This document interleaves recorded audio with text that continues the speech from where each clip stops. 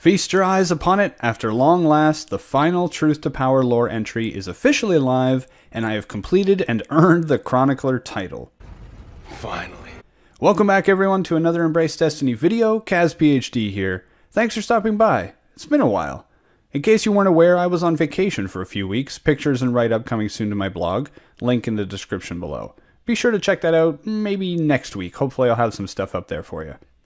But today we are talking about Destiny's titles, specifically Chronicler, what it means, and what I liked and didn't like about the goal, the chase, the adventure. Titles in Destiny 2 are a pretty great idea, I think. They allow added customization options, giving us things to chase, and accomplishments to show off. However, for the most part, titles have come with a whole bunch of problems. Weapons, ships, and shaders locked behind random chance. Some lore triumphs only available at certain times, like Truth to Power, or Cade's, or Varrix's lore books. And with no catch-up mechanic either, there's some who missed a flashpoint or full curse week. And as Shax would say, "You're falling behind." Time gating is annoying, but I think we can all agree that the worst culprit is RNG. Forget Axis, Oryx, the true enemy is random chance, an incredibly low random chance at that. There are those who do nothing but the Nightfall every time it's out and don't have weapons to show for it. Same with Escalation Protocol. Here's a crazy one for you. I had the Cursebreaker title before I had more than 3 pages of the Dreaming City lore book. That means I did every Ascendant challenge, found every egg and bone in the Dreaming City, even the raid, got the Wishender bow, earned the Taken Sparrow, all before I had more than a few pages of the Dreaming City lore book. The RNG is crazy, and while I completely understand Bungie's needs to design goals and tasks that take time and they're stretched out a little, otherwise many people would complete them almost immediately, the fact that the RNG was so low and there were no ways to improve it really has frustrated the community. Many of us have said that the Cursebreaker title does not refer to ending the curse in the Dreaming City, but rather your own RNG curse of not getting the ship. And what about those dedicated raiders who still don't have 1,000 voices? Anyway, Bungie has shown some growth here, as we have seen drop rates recently increase for many things. The Dreaming City pages, for example, are now guaranteed after finishing a lost sector. And the newest title, Reckoner, has a much more approachable path. It takes time and effort, and while the rolls on armor might be pretty random, getting the armor that you need for the title is a lot more consistent than any other we have seen in the game. Aside from the RNG, I do wish there was a catch-up mechanic. I understand the desire to reward those players who are committed to completing things like the Truth to Power every 3rd week, but there are 2 reasons that a lack of this mechanic hurt the game, in my opinion. First, the obvious. Life happens and sometimes we're not available to play video games. While you can eventually get the lore just by earning the lore in the next curse cycle, that's 3 weeks of waiting. What about people coming into the game now? Should they have to wait 9 months to get it? Some may argue, yes, we had to, why not them? But I would argue that titles should be rewarded for effort and achievement, not by time gating and not by random chance. A chronicler still needs to hunt down a lot of collectibles. People looking for the truth to lore, yeah, they can Google it, but why not encourage engagement in the game? Now that all the Truth to Power pages have officially been in the game, I think it would be fair to offer a catch-up mechanic.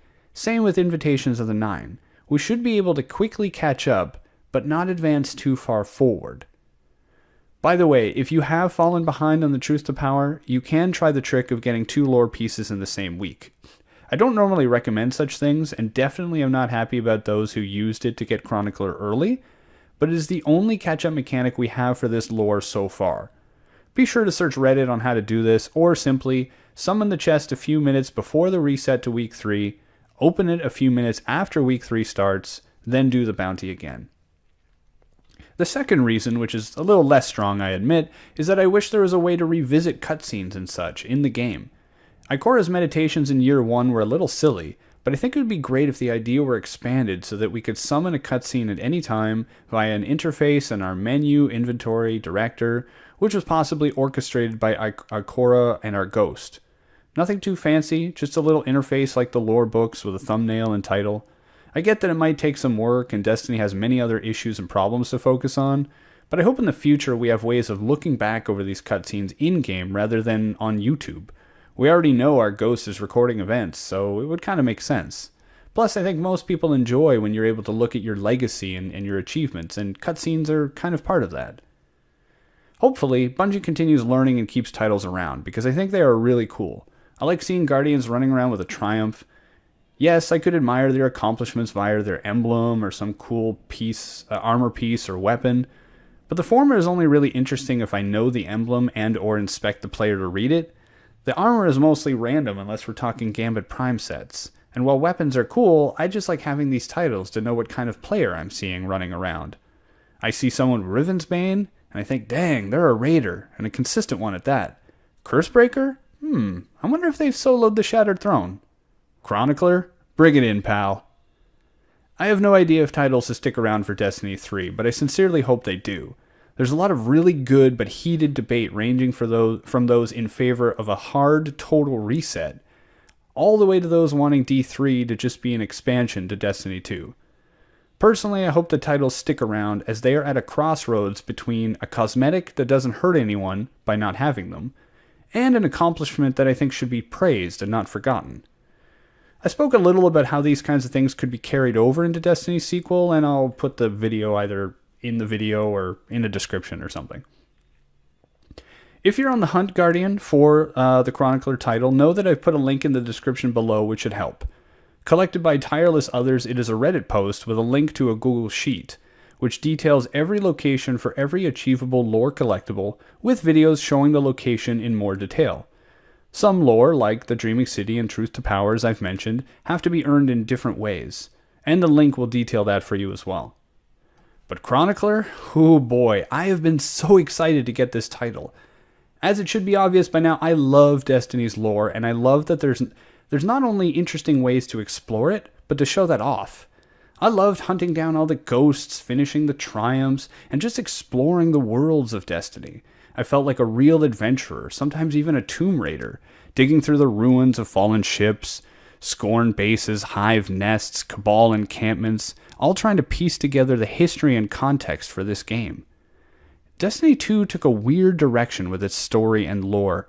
It simplified everything way too much for the launch, and has since realized that a more complicated, thorough, mysterious, but fleshed out universe is more enticing to its player base.